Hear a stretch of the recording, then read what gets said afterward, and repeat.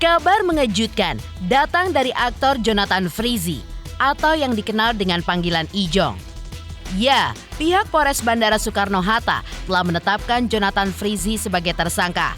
Lalu, pasal apa saja yang diduga dilanggar oleh Jonathan Frizzy hingga ia pun ditetapkan sebagai tersangka? Dan seperti apa ancaman maksimal hukuman penjara yang akan menimpanya?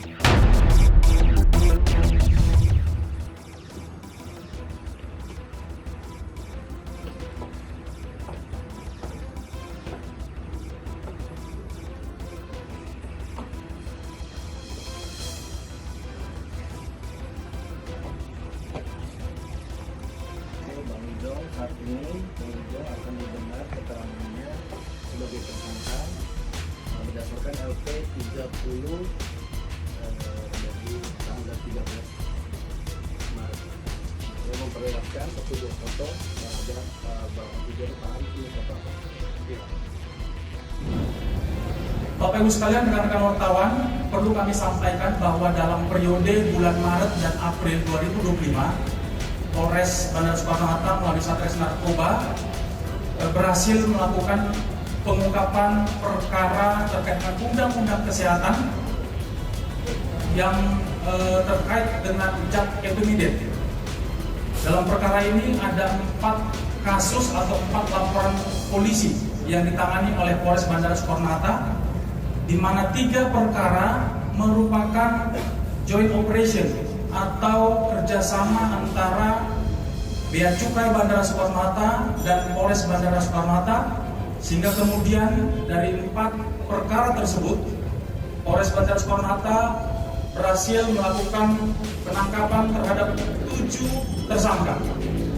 7 tersangka itu terdiri dari 3 perempuan dan 4 laki-laki. 6 orang tersangka seperti yang tadi sudah ditampilkan di belakang itu telah dilakukan penahanan mulai dari waktu yang berbeda sejak bulan Maret. Dan kemudian 1 tersangka saat ini masih dilakukan pemeriksaan secara intensif di ruang penyidikan Satres Narkoba. Kita melakukan penyitaan terhadap barang bukti berupa zat etomidate sebanyak 881 pieces cartridge. Ini merupakan cairan vape atau rokok elektrik yang kita duga ini sudah mulai banyak dan sudah mulai ramai dikonsumsi oleh masyarakat, khususnya di Jakarta. Rekan-rekan sekalian, dari 4 perkara yang kita tangani, ada 1 perkara yang awalnya kita terima limpahan dari Bea Cukai, tepatnya tanggal 13 Maret 2025. Pada saat itu, tugas piket Bea Cukai berkoordinasi dan melaporkan ke piket Satres Narkoba bahwa ada mengamankan penumpang yang baru tiba dari Malaysia yang kemudian membawa zat etomidate tadi. Kemudian dari hasil pengembangan, dari hasil penyelidikan, penyidik Satres Narkoba berhasil menangkap tersangka pertama, inisial BTR. Ya. Dari tersangka BTR kemudian berkembang kepada tersangka kedua, seorang perempuan, inisial ER, 34 tahun.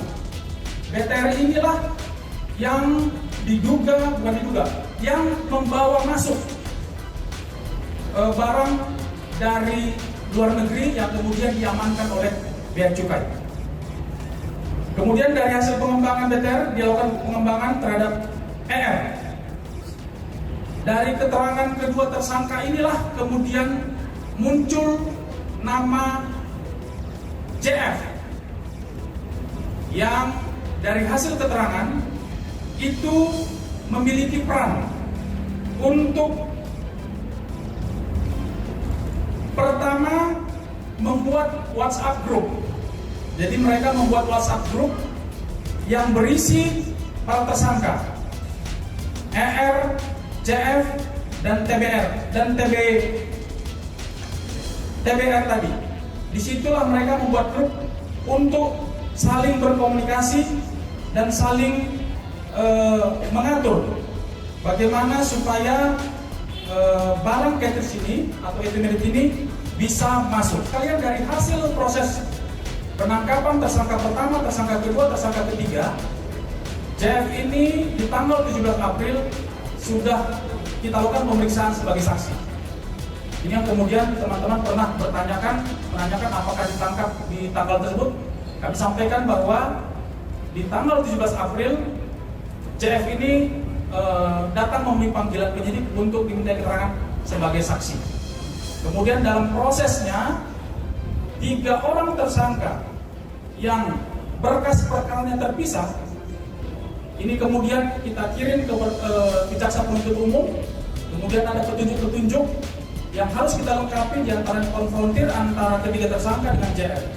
Kemudian dari alat bukti yang kita terima dari pemeriksaan digital forensik dan pemeriksaan laboratorium forensik terkait dengan zat yang dikandung oleh zat di dalam itinerary tersebut, maka per tanggal 3 hari Sabtu, tanggal 4 ya, tanggal 3 Mei 2025, berdasarkan hasil gelar perkara yang dilakukan oleh penyidik Satres Narkoba, tersangka JF ini kemudian ditetapkan sebagai tersangka.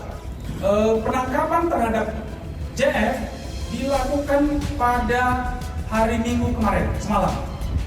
Tepatnya kurang lebih antara pukul 6 sore sampai 7 di daerah Bintaro, dan yang bersangkutan saat ini masih dilakukan pemeriksaan secara intensif oleh penyidik. Yang perlu kami sampaikan kepada teman-teman bahwa penjelasan dari pengacara bahwa setelah tanggal 17 yang bersangkutan juga kita sampaikan untuk datang memenuhi panggilan. Saat itu pengacara menyampaikan bahwa saudara Jack ini sedang mengalami gangguan kesehatan dengan melampirkan surat keterangan dokter.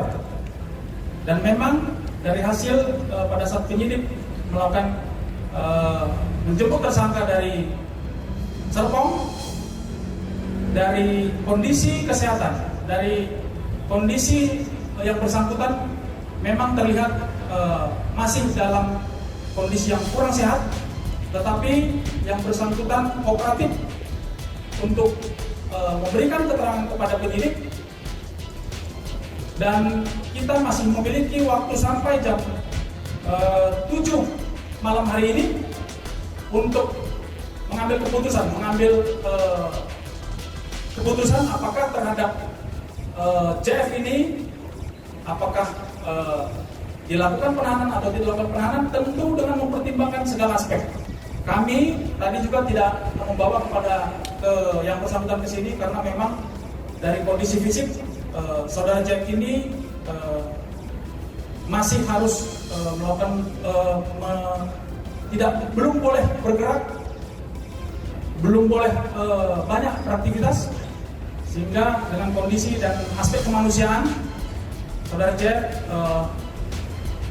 belum bisa kami hadirkan. Dan mungkin teman-teman melalui humas tadi sudah menunjukkan bahwa yang bersangkutan saat ini berada di ruang pemeriksaan di Satres Narkoba di lantai 4 dan masih melakukan memberikan keterangan kepada penyidik. Perlu kami sampaikan yang pertama bahwa dari 800 VP itu yang untuk perkaranya si ER, ya, mengingat ini perkara awalnya adalah perkara ER dan BTR, yang pada akhirnya ke JF itu adalah barang buktinya sejumlah 40 pon. Itu yang pertama. Jadi bukan sampai 800, tadi sudah disampaikan juga. Yang kedua, bagaimana disampaikan tadi dalam konferensi persnya, pihak Polres itu menyatakan bahwa benar klien kami itu bersikap sangat kooperatif.